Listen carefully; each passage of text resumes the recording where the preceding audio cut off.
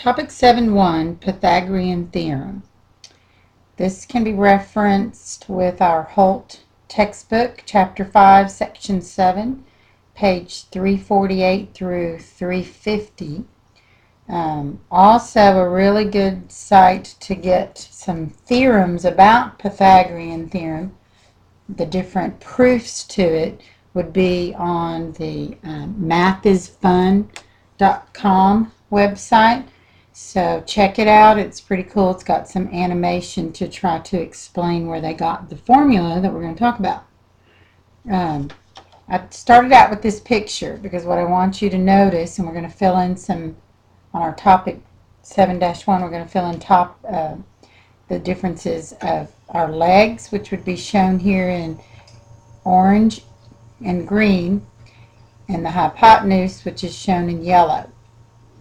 The theorem states that if you take the legs and you take the square that can be formed by it, both of these, if I took this green square and this whole orange square and put that area into this one, they would be equal.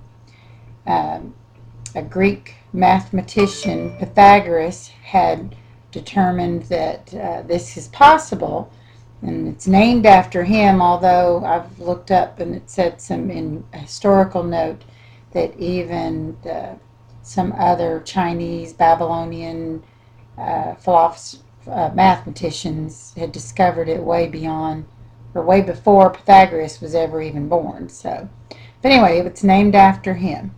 All right, let's start with the vocab. A right triangle, it requires a right triangle to ever even use this theorem. It's a triangle with one right angle.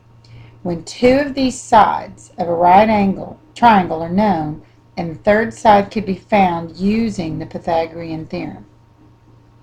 So let's write the definition for that. The Pythagorean theorem is the square of the hypotenuse is equal to the sum of the squares of its legs. So on this right triangle, noted with the box here, let's go ahead and label these. This, we had mentioned earlier, is a leg. And then this one also is a leg. And this is your hypotenuse.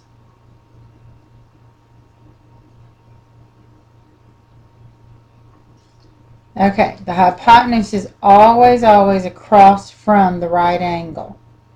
To note these, A and B, for our formula, doesn't matter which one you label of your legs, A and B, but one's an A and one's a B. But the hypotenuse is always your C. So we'll just put that noted in both of these. Okay, let's do a couple of examples. If you need to know the distance of the side that is across from your right angle, that would be your C squared. So if you want to label it, a lot of times I'll just label that. So this one happens to be an X, but the formula states the hypotenuse squared, which is our C, is equal to the two legs squared. So that would be our leg, one of the legs is 3, the other leg is 7, and then we're going to say that's equal to our X squared, which we've now, it's labeled X, so we're going to keep it as an X. A squared plus B squared equals C squared. Pythagorean theorem. When we square this, you're going to get 9 plus 49, and that is equal to 58, but X we want by itself, so X squared, I should have put the 58 here, 58 is equal to X squared. So X, you've got to remember, and a lot of times I'll try to denote this with a whole different color, you have to remember to take the square root of both sides. So the answer for this would be that X is equal to the square root of 58. Okay, let's do another example. And here's one that actually has a square root sign in it. So this will be using our knowledge from Algebra 1 with square roots. You've got 6 square roots of 2 squared, I'll put that in parentheses, is equal to, one of the legs is 6, and the other leg, which would be our A or B, is just an X. This leg is just an X squared. So both of the legs squared is equal to the side opposite our right angle, which is our C. Make always the C. So this squared is 36. 2 squared is the square root of 4, which the square root of 4 is just 2. Now I've skipped that step. Square root of 2 times square root of 2 is square root of 4. But the square root of 4 is 2. And that would be equal to 36 plus x squared. Well, 36 times 2 is 72, equal to 36 plus x squared.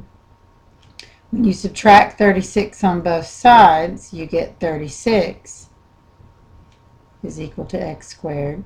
Again, oops, let me scoot this up. Again, note that that's taking the square root of both sides to get the value of x by itself. So x would be equal to 6, because the square root of 36 is 6. Okay, a few more examples. On this one, this isn't a right triangle, but if we were trying to find the value of x, we could use the Pythagorean theorem. You have to remember that a lot of times on test performance, you're going to have to actually draw in your altitude, also known as the height. So I can show that that is a right angle. The value of 8 is this line, so slide that over, and it also is here. If this whole thing is 11, this distance from here to here is 5, then this distance here is 6. And what I'm showing is just the distance from here to here is 6. Because if this distance from there to there is 5, the 5 plus the 6 would give me the whole distance of this base of the trapezoid. A lot to do, but very often tested in this way. So in this case, you've drawn your right angle here. Your x represents a squared plus b squared equals c squared. The x represents the c. Always, always across from your right angle. So 8 squared plus 6 squared is equal to c squared. Well, or x squared, really. I guess we should have kept that the x. Anyway, either way. This would be 64 plus 36 is equal to our c, or our x. This is equal to 100 c squared. And then again, the square root of both sides. Don't forget this step. Your answer would be 10. Okay, leaving this topic there.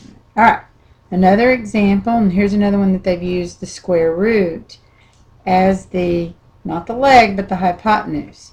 But if this is an x, we need to remember that this shows to be a square with these marks, so that this is also an x. Across from, if you want to think of this right angle, right triangle right here, the value of the dotted line is 5 square roots of 2. Well, let's take that 5 square roots of 2 and square it, is equal to the x squared plus the x squared, both represented by our side A and side B. This 5 squared is 25. 2 squared is 2. I'm sorry, square root of 2 squared, because the square root of 2 times square root of 2 is square root of 4, and the square root of 4 is 2. So that's going to be equal to 2 of these. And remember, we don't say x squared plus x squared is x to the 4. You're adding, not multiplying. So that stays the exponent. You just have one understood here and one understood here, so that's 2 of them. So 50 is equal to 2x squared. And be careful, before we take square roots, we would have to divide the coefficient that's in front of that x squared, so that x squared would actually be equal to 25. Therefore, the square root of 25, taking on both sides, x would be equal to 5. Okay, here's one where you would have to actually draw the picture. Find the length of the diagonal of a rectangle. So let me draw a rectangle. Make it look a little nicer with my template. If we draw a rectangle and we realize that the diagonal would be from one vertex to its opposite vertex, across. You can show that with a dotted line. Again, all of the angles of this rectangle are right angles, so we've created an A, a B, and a C. So now let's label it.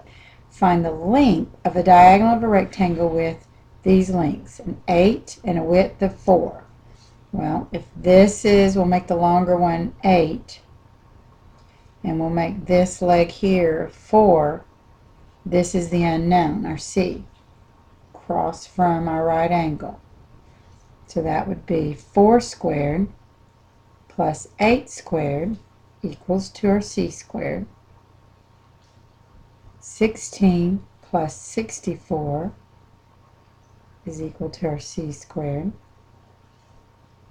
And 64 plus 16 is 80, and that's equal to C squared. Well, if you're trying to think of the square root of 80, you can factor this down, find its multiple square root, so that we know that this could be about 16 times 5. Well, 16 is 4 and 4. There's our pair. Once you have a pair of in your factorization, then that is what goes to the outside of the radical. So showing this as taking the square root. So our C is equal to 4 square roots of 5, because that would stay under. If you need to, see me and we'll review simplifying radicals. I have an little bit easier trick for that. And that is all for section or unit 7-1.